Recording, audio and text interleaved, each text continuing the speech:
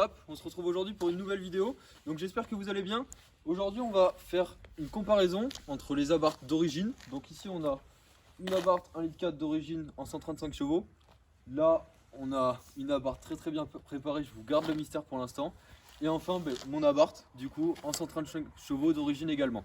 Donc tout de suite on va vous montrer un petit plan des trois voitures. Et ensuite on va passer directement aux comparaisons des voitures au niveau du moteur.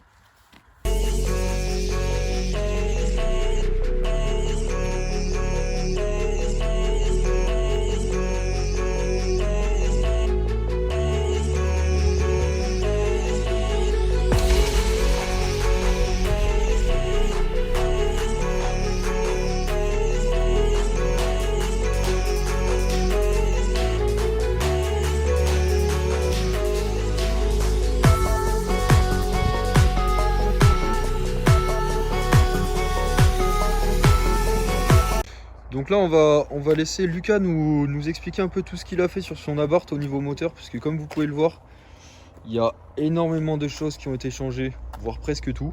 Donc voilà, ça va vous permettre d'avoir une petite différence au niveau des préparations entre une Abarth d'origine et celle-ci. Donc Lucas, je te laisse nous expliquer un peu tout. Donc sur la voiture, il y a un stage 3 qui a été réalisé.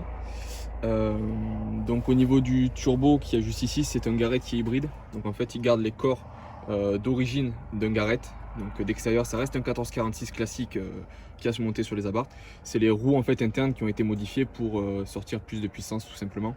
Dessus, on a la descente de turbo, donc des kata en 70 mm qui viennent de chez TBF Performance. On a également la ligne complète qui est majorée en 60 mm. Également de chez TBF Performance. Ensuite on a l'admission basse qui est également de chez TBF Performance, qui vient prendre l'air en fait directement dans le pare-choc.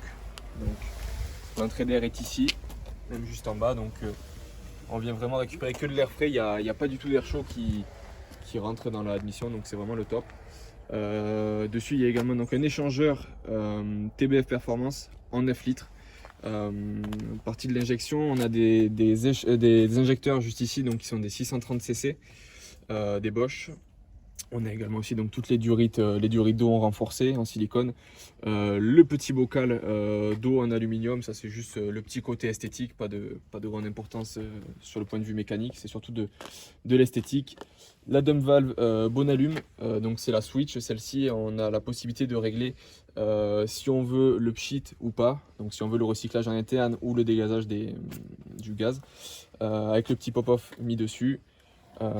Pour la partie moteur, c'est à peu près tout. La cartographie stage 3 dessus donc nous permet d'avoir 260 chevaux et 350 Nm de couple. Ok, et à peu près tu sais si c'est une planche au niveau des tours minutes pour les Nm ou c'est à un endroit des tours minutes? Oui, alors précis. En fait il y a un pic qui se fait entre 3007 et 4000 tours minutes, là où le turbo va souffler plus fort, et après on va se stabiliser pour arriver sur le point de puissance maximale aux alentours des 6500-6700 tours minutes à 260 chevaux. Okay. Voilà, après le rupteur a été décalé, il est à 7000 tours minutes sur celle-ci. Ok, très bien. Donc à savoir aussi pour fiabiliser le tout, vu que c'est des autos qui ont un petit compartiment moteur, ça a vachement tendance à chauffer. Ce qui a été fait pour fiabiliser la partie mécanique. Dessus il y a un carter d'huile majoré Prométhéo qui fait passer la contenance d'huile de 2,8 litres d'origine à 4,8 litres. On a 2 litres de plus, et en plus le carter est cloisonné et il est fait d'une telle manière à ce que ça refroidisse encore mieux en fait. Il a un profilage qui fait que l'air passe passe bien sur le carter, qui vient le refroidir. Et au niveau de l'eau, on a un radiateur d'eau majoré de chez TBF Performance aussi. Ok, parce que du coup, ce que les gens ne savent pas forcément, c'est que avoir une préparation avec beaucoup de puissance, c'est bien. Mais fiabiliser la voiture, là par exemple c'est un 1,4 litre, c'est-à-dire que du coup c'est une voiture, tout le compartiment est assez petit, avec la puissance qu'on a ça va vachement chauffer. Ça chauffe énormément. Et en fait si vous gardez pas, par exemple du coup c'est ce qu'on disait tout à l'heure, si on garde pas tout ça pour réduire la chaleur, vous cassez tout et au final vous investissez pour rien. Ça peut casser de la pièce, on a l'huile qui va se dégrader prématurément, donc là c'est pour bien fiabiliser. L'été on monte à des chaleurs qui sont énormes, quand on a 35 degrés en extérieur, on peut avoir en huile plus de 115 voire 120 degrés, donc il faut vraiment avoir les yeux dessus et ça permet de contrôler tout ça. Ok, donc là du coup maintenant on va pouvoir passer à la suite au niveau du châssis. Donc on va commencer à parler de l'avant de la voiture puis de l'arrière. et ensuite on va continuer avec Lucas sur l'intérieur de sa voiture. Donc pour la partie châssis de la voiture, je suis parti sur des Bilstein B14 en combiné qui font très bien l'affaire pour mon utilisation. Sur le train avant également, donc on a des cales qu'on a aussi à l'arrière. Donc à l'avant on a du 12 mm, à l'arrière on va avoir du 16 mm. On a un freinage, donc c'est du Brembo 4 pistons. On a gardé les étriers d'origine, par contre dessus il y a des plaquettes Ferrodo DS 2500 avec de la Durite Aviation et le liquide c'est du RBF 600. Dessus aussi, donc on ne le verra pas, mais il y a des tirants de renfort sur l'avant du châssis. Il y a également une barre anti-rapprochement qui est dessous, donc pareil on peut pas la voir. Là elle est chaussée en Michelin Pilot Sport 3, mais sinon habituellement elle est en semi-slick, mais là vu qu'on est en période hivernale elle est en Michelin. Hop, et ensuite du coup on va passer à l'arrière de la voiture. Juste avant de passer sur l'arrière, du coup est-ce que tu peux nous dire à quoi ça sert les cales par exemple pour ceux qui s'en rendent pas? Les cales ça va donner déjà un côté esthétique, ça va vraiment aligner le flanc du pneu avec l'aile de la voiture. Ça augmente un petit peu aussi l'empattement de la voiture, alors c'est très léger hein, mais ça augmente un peu l'empattement de la voiture. Après c'est quand même vachement, c'est beaucoup plus esthétique. Ok, voilà, très bien. Du coup pour vous faire une petite comparaison entre notre Murano, je crois que c'est un petit peu sale, mais voilà, ça va vous donner une petite comparaison rien qu'au niveau des disques. C'est du 305 mm pour les disques. Hop, et du coup maintenant on va passer sur l'arrière. Et donc sur l'arrière pareil, donc il y a des cales, mais cette fois-ci c'est du 16 mm, donc qui vont ressortir un peu plus. Le freinage est d'origine, mis à part les Durite Aviation et le liquide une fois de plus. Bilstein B14 également. La petite différence c'est qu'on a des cales de carrossage qu'on ne pourra pas voir, qui viennent de chez DNA, comme toutes les pièces châssis, hein, c'est du DNA la marque. Donc il y a 1,5 degré, 1,5 degré, ce qui va donner un petit peu d'angle à la roue, qui permet sur les virages tout simplement d'être un peu plus en appui sur le pneu, utiliser une plus grande partie, plus grande surface du pneu. Voilà, et ensuite du coup pour finir au niveau de l'extérieur, on va passer à la ligne quand même. Allez. Hop, je te suis. Hop.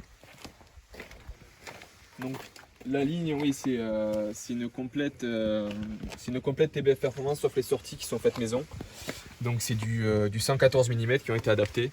Enfin, c'est énorme. Voilà, je sais pas si vous vous rendez compte, mais c'est la taille de ma main ça. Voilà. Je vous montrerai ensuite la taille de ma main, enfin je vais le faire tout de suite par rapport. Bon après c'est les échappements Monza donc c'est tout petit. Et là, tout de suite, voilà, on va dire vous mettez quasiment 4 pots comme ça en rond et vous avez son échappement. Voilà, et après je pense qu'on a tout dit sur la partie châssis, on a tout dit. Après niveau extérieur, en esthétique il n'y a quasiment rien, hein.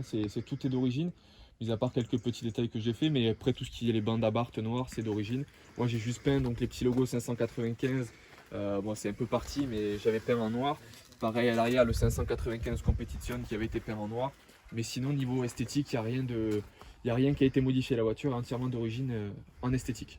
Ok, et du coup maintenant on va pouvoir passer à l'intérieur de la voiture, parce que je sais pas si vous le voyez de loin, mais là-dedans aussi il y a beaucoup de choses qui ont changé. On continue pour l'intérieur.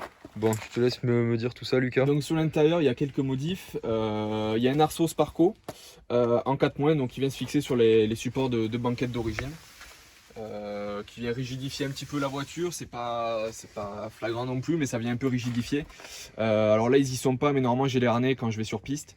Juste ici on voit donc j'ai les sièges Sabelt dessus avec les coques entièrement en carbone, parce que la voiture c'est un pack performance. Donc qui dit un pack performance dit qu'on a les sièges Sabelt avec les coques en carbone. Ah, ils sont là tes harnais du coup. C'est ça, il y a les harnais par terre, ouais, que je viens fixer après quand je vais sur piste. Ok. Et du coup oui tu disais le pack c'est ça, performance. La voiture est équipée d'origine du pack performance, donc qui comprend, c'était un pack qui valait 3 000 € à l'achat. Donc les sièges en carbone, okay. La coque, hein, juste la coque, ainsi que le différentiel à glissement limité d'origine. Ok, ouais, voilà. Ça fait la différence. Ça fait une bonne différence. Et du coup maintenant on va passer à l'intérieur de la voiture. Bon, je pense que vous avez vu le levier de vitesse, c'est pareil. Il y a 2-3 choses qui ont changé encore. Hop, je te laisse Voilà, dire tout ça. Au niveau de l'intérieur, les choses importantes surtout, c'est le manomètre que j'ai changé par un Depo Racing. Ce qui est bien sur celui-ci, c'est que donc la pression de turbo est pas électronique comme à l'origine, c'est que c'est directement pris sur le système de Surel, donc c'est beaucoup plus précis. Ok. Et de plus, j'ai la vision donc sur ma température d'huile et ma pression d'huile en plus. Et du coup là, c'est pour revenir à ce qu'on disait tout à l'heure sur la fiabilisation C'est de la ça, c'est voiture. vraiment pour avoir un œil constant sur les températures. Vu que voilà, moi c'est une voiture avec laquelle je fais un peu de circuit, avec laquelle on roule assez fort, donc il faut vraiment avoir l'œil sur toutes les températures. Donc Voilà. après, voilà, au niveau du levier de vitesse, j'ai un short shifter donc de chez CAE.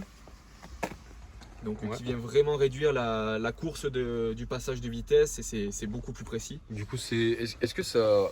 Enfin, je sais que beaucoup de personnes, du coup, tu me disais, pensent que c'est comme une boîte Crabo. Voilà, tout le monde pense que c'est une boîte à crabot. Ça marche pareil ou pas par contre? C'est la même grille, qu'une origine. Donc c'est 1, 2, 3, 4, 5 et la marche arrière, c'est les mêmes emplacements qu'à l'origine. La seule différence, c'est le débattement. Le débattement est réduit de 70% comparé à l'origine. Ouais, du coup, ça passe vachement plus vite Ça les rapports. passe vachement plus vite, ouais. Ok. Du volant, il y a les volants phase 4. Donc ça, c'est la petite différence qu'on pourrait avoir avec la tienne. Donc le forme du volant est un peu différente. On a un peu d'Alcantara, un peu de carbone. Sur le volant, ça va être les différences, quoi. Hop, il a carbone. C'est ça, donc il y a aussi le pédalier en alu, qui est une option, en fait, qui est de l'accessoire. Pédalier alu. Tout ça, c'est de l'esthétique.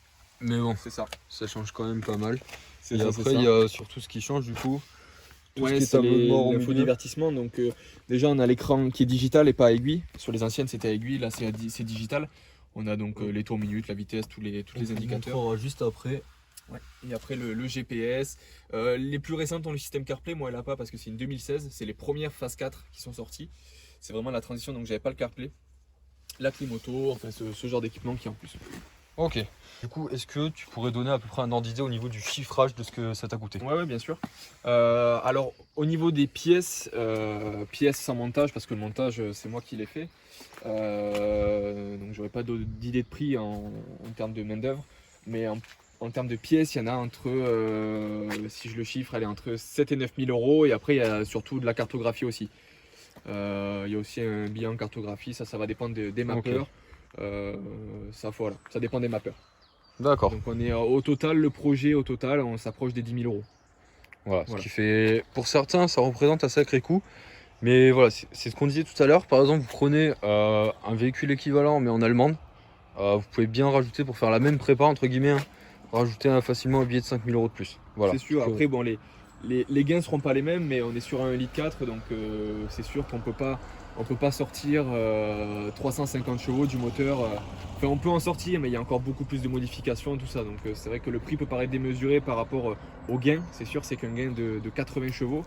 Mais sur un 1,4 litre, c'est ce qui est normal aussi. Retenir, ouais. C'est-à-dire qu'il faut savoir, pour ceux qui s'y connaissent pas forcément en voiture, par exemple, qu'un 1,4 litre, par exemple, là, sa compétitionnée qui est sortie d'origine en 180 chevaux, c'est quasiment si le moteur il était gonflé à bloc, en fait. Donc, c'est-à-dire que pour le pousser, vous êtes obligé de faire énormément de préparation et de fiabilisation comme il a fait.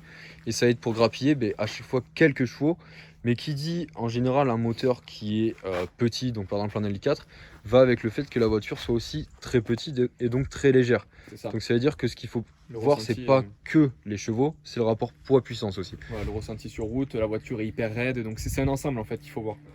Il faut pas voir que les données des chiffres, parce que la voiture à conduire est hyper fun et donne beaucoup de sensations, même si on n'est pas dans des grosses puissances, quoi. Eh bien écoute, ce que je te propose du coup, c'est que tout de suite on regarde ça. Allez.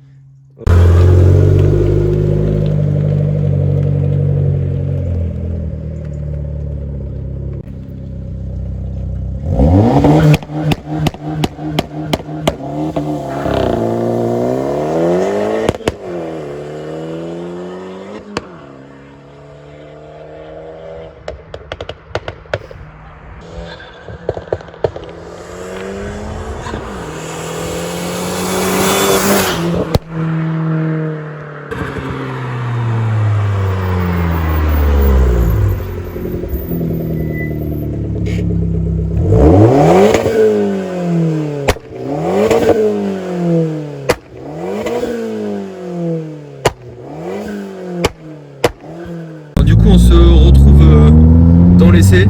Je sais pas si vous allez m'entendre beaucoup parce que ça fait pas mal de bruit, mais je peux vous